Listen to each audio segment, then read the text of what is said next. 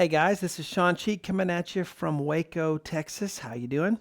Today we're going to learn a famous hit by Styx called Lady. All right, let's take a listen. Try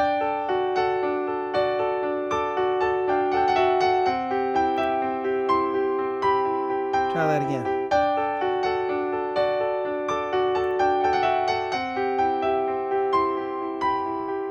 There we go. Guys, how you doing? Welcome to webpianoteacher.com, our online community where we gather together to learn, play, and share the music that we love, creating a culture of encouragement for all you guys out there who are trying to learn to play piano online. You can do it if you pick the right lessons and you know how to practice. Let's do that right now. All right, guys. So here is part of the board, the sheet I wrote out for this.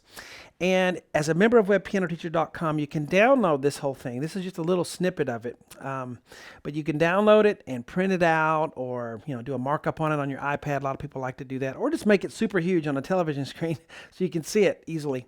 But we want to pick the right lessons to do. So if you are an intermediate level player and you're used to my method, then you should go for this if you love this song. If you are beginner or new to piano, this may be a little bit out of your league, so maybe try some easier things. On my website, I got thousands of lessons, so there's lots of things to pick from. Surely you can find a few songs that you like that are easier, and then work your way up to this.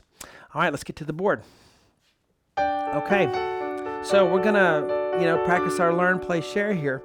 We're going to learn by looking at the board and understanding what's on the board, what the chords are, okay?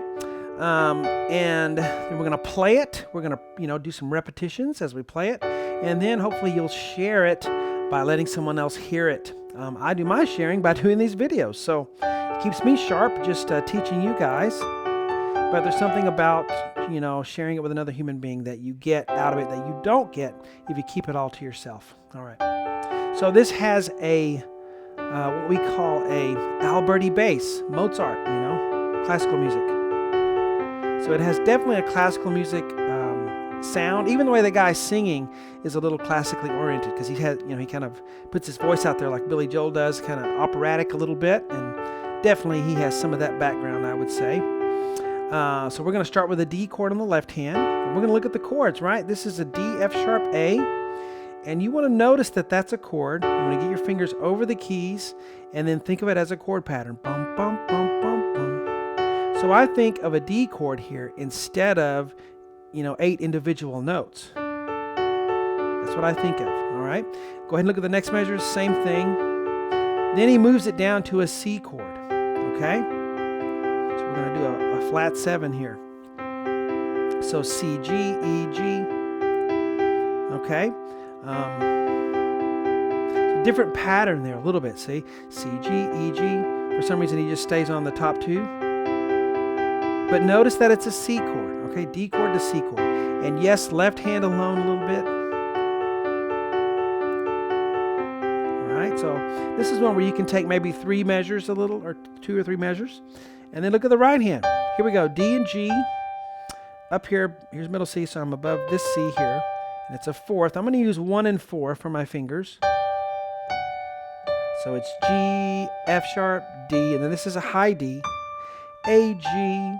Now, I have F sharp, E, F sharp, but over that first F sharp, I have what's called a mordent.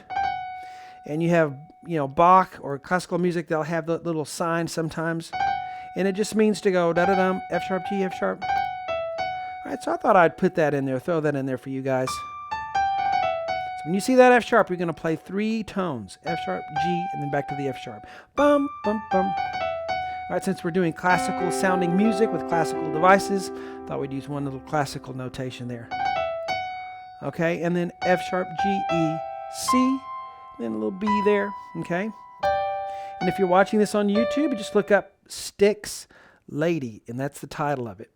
And you'll see a live performance, which is very true to the album version. All right, so when I begin to put hands together, let's take one measure. Together, left, left, together, left, left, together, left. Play it accurately. Go slow enough to get it right. I always say slow enough to get it right.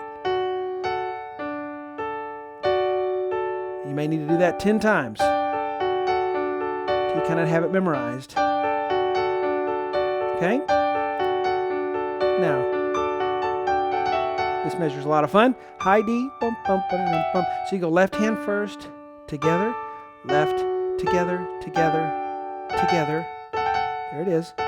Then together, then together. Now some notes, hear that F sharp and the E?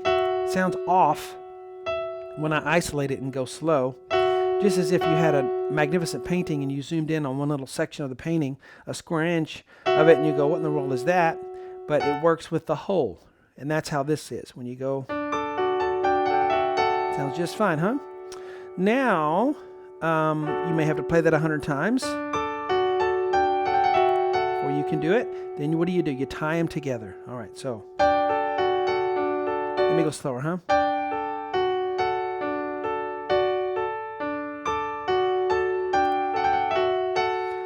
All right, so we just did two of our steps here that I don't always mention, but I like to go back and say it for those who are new.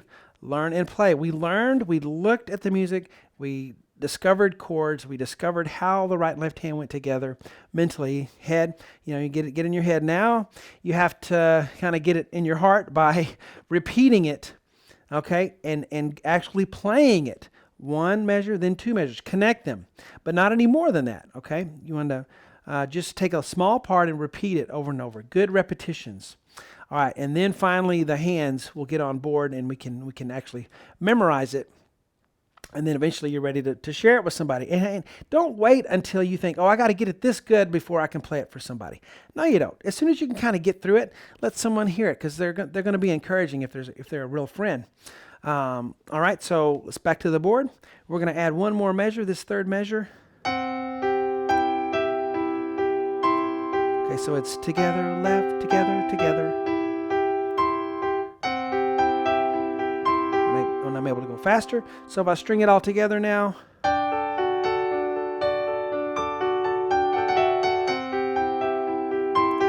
All right, so there we go. Now, when you get really adept at playing that left hand, you're not going to be thinking about each individual note. You're just going to feel the pattern under your fingers, and you're going to be thinking mostly about the right hand. But you have to go through the steps to get to that point. So don't think you can skip over and realize that, yes, you're going to have to do that like everyone else, like I did, to get to that point where the left hand is an automatic on something like this.